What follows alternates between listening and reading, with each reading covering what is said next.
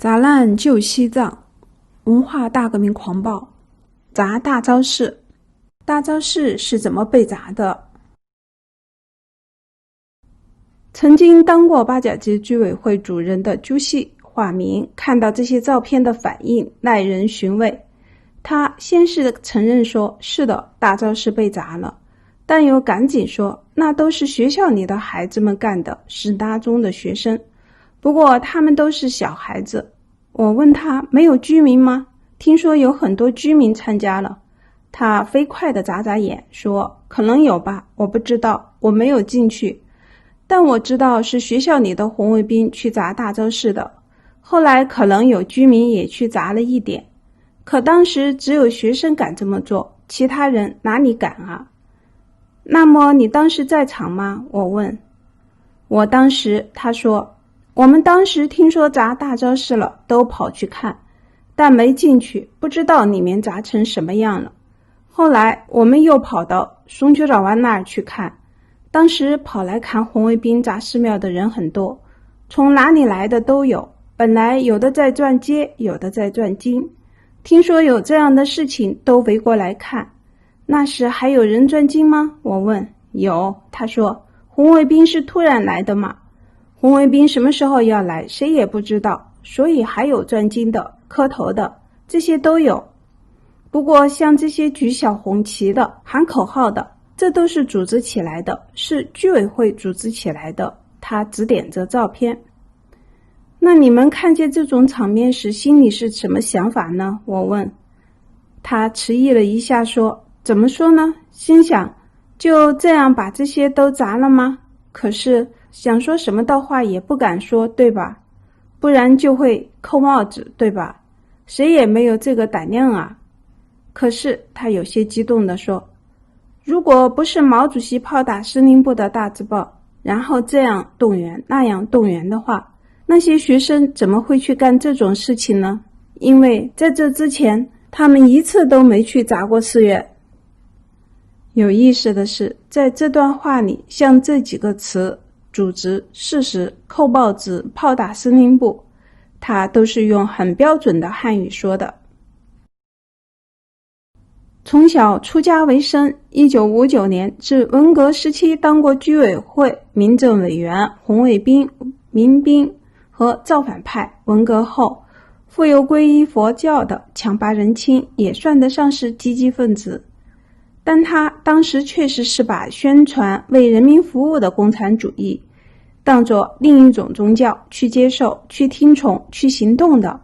所以在他的回应里有许多矛盾和困惑，反倒凸显出一个普通人真实的思想和经历。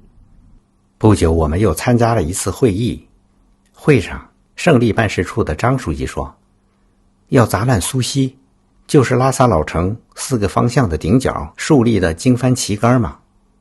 还有觉西，就是4个护法神像在布达拉宫、大昭寺、丹吉林寺的护法，说这些都是四旧，这4个旧东西。还说苏西和觉西在哪个居委会的地盘上，就归哪个居委会去砸。我们冲赛康的任务是砸嘎林果西。嘎林果西是在帕果韦街、朗兹夏和尼玛拉康旁边的一座白塔，有4个门，历史很长，差不多有500多年了。很多人都说是一个大商诺布桑波修建的，所以在这塔里供着他的遗体。当时我是民兵里面的小干部，相当于班长。我们的头头是港珠，他现在还在，是冲赛康居委会的书记。他带着我们到了嘎林果西跟前，让我跟一个叫索朗的小伙子爬到佛塔上去。反正当官的让我们做什么，我们就得做什么，所以我们就爬到塔上面去了。塔的顶是那种有月亮和太阳的装饰，我和索朗用石子镐挖不动，因为钉得很结实，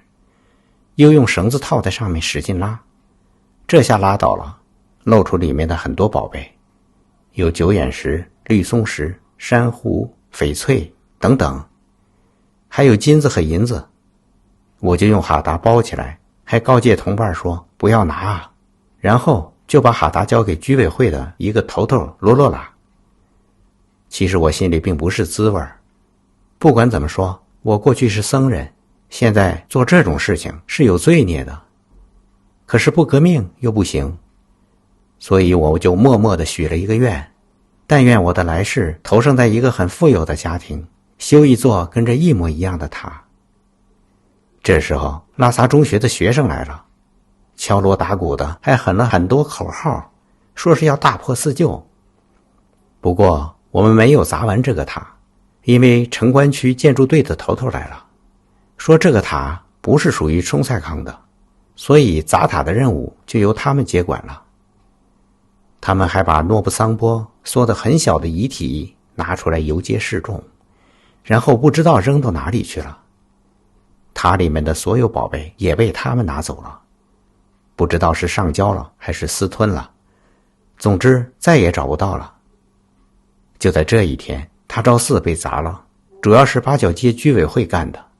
因为大昭寺是属于八角街居委会的。木如居委会的居民朱记化名也回忆说，有一天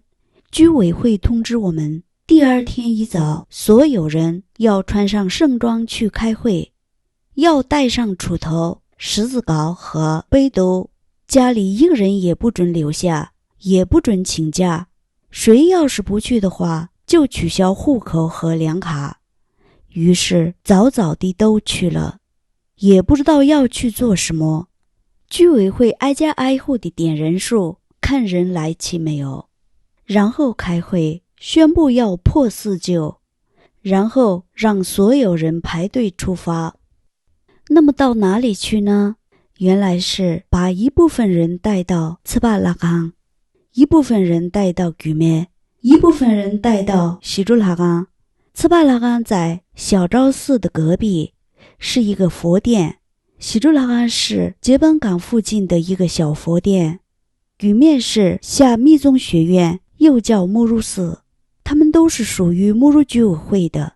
居委会的红卫兵和积极分子冲在最前面，把两个佛殿和举咩都给砸了。我们这些人就把砸碎了的佛像装在背兜里，去倒在路上和街道上，把经书也一张张地撕在马路上。居委会就是这样安排的。我也是其中背着背兜倒佛像的人。不去是不行的，不但会挨骂，而且还会受到更严重的处罚，那就是取消户口和粮卡。所以全部人都去了，没有一个人胆敢不去。很多人都是出于恐惧不得不去这样做的，除了那些积极分子以外，没有一个人愿意这么做。二居吉本港居委会的任务是砸小昭寺。小昭寺里有供奉的求荣不沁是当年尼泊尔公主带来的，是金属做的，不像其他佛像是泥塑的，砸烂以后可以倒在路上，所以就被锯成两半，扔在拉萨的一个仓库里。文革结束以后，竟然在北京发现了上半身。班钦荣不沁时世班禅喇嘛派人送回拉萨，跟下半身重新拼凑在一起，又供奉在小昭寺里面了。由此看来，在破四旧的风潮中，各居委会扮演的是贯彻、组织和实施的角色。可是如果没有来自上级甚至上级的上级的指示和安排，各居委会敢于擅自主张吗？正如一位居委会的干部所说，居委会这么做也是城关区安排的，城关区的上面是拉萨市，拉萨市的上面是自治区。当然学校所起的作用也很大，曾经深受毛泽东喜爱的红卫兵正是出自中学和大学，学生红卫兵因而具有某种神圣的地位，不论怎么做也是造反有理。另外很多人还补充说，在砸寺院的运动中，最早确实是学生红卫兵或居民中的积极分子很踊跃，后来则经常逼迫寺院的僧侣去拆寺砸庙，这是因为你们自己塑的牛鬼蛇神，你们自己去砸，几乎每个人都说，虽然心里并不情愿，但不服从是不可能的，不然就会挨斗甚至进监狱。那种气氛实在是可怕极了。必须肯定的是，那大权在手的始作俑者，或远在北京的天安门城楼化身为向全国人民挥手致意的毛泽东，或近在咫尺化身为执掌西藏军政的第一把手张国华，或者城关区的某某书记、居委会的某某主任等等。但我们同样能够肯定的是，无论自觉与否，无论盲从与否，无论逼迫与否，尽管那些参与者终究都是被蛊惑、被操纵、被利用的工具，但有很多本地人，而这些人里面既有学生红卫兵，也有居民红卫兵、工人红卫兵、农民红卫兵、牧民红卫兵，还有普通老百姓及所谓的一般群众，这应该是不容置疑的，确曾有过的事实。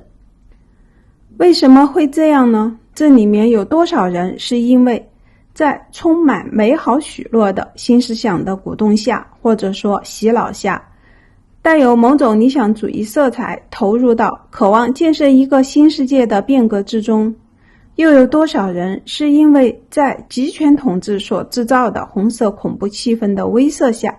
并不心甘情愿地卷入到来势凶猛的欲要颠覆一切的潮流之中？这二者到底是非此即彼，还是兼而有之？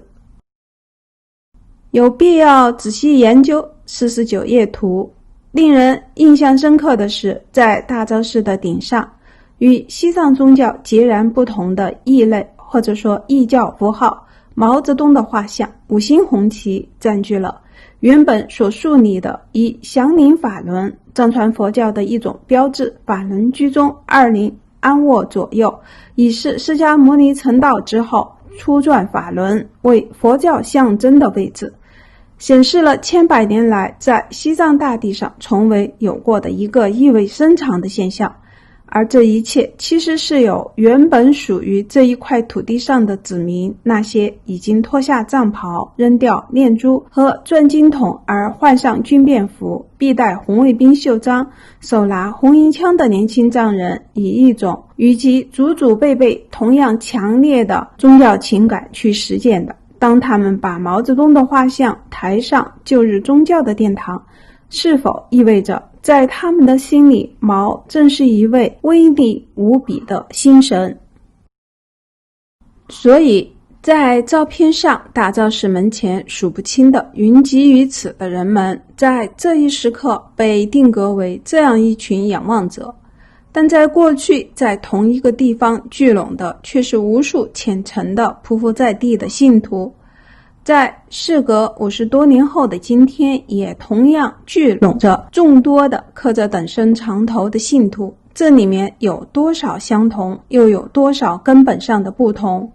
在这些男男女女都穿着千篇一律的彼时流行全中国的军便服的人群中，唯一一个面目清晰的男人，以这样的服装以及统一的法式，让人无法辨认得出他是藏人还是汉人。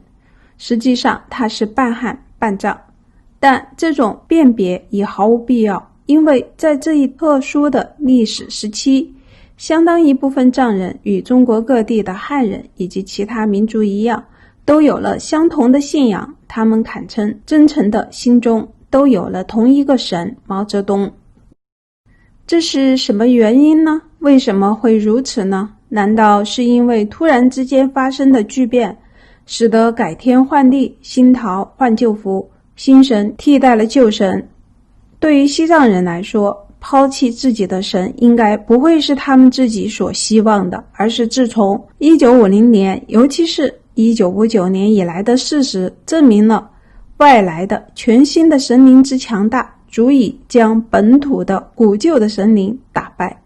他们可以说是目瞪口呆的、惊心动魄的看着眼前发生的一切，而终于在文化大革命如风暴袭来时被卷入其中，所以大昭寺被砸了，神灵转换发生了。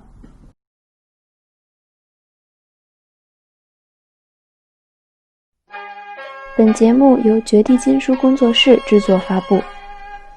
请扫描赞赏二维码进行赞赏，您可以得到回赠的电子书或其他作品。请扫描订阅二维码订阅绝地金书频道，收看收听已发布和将发布的更多作品。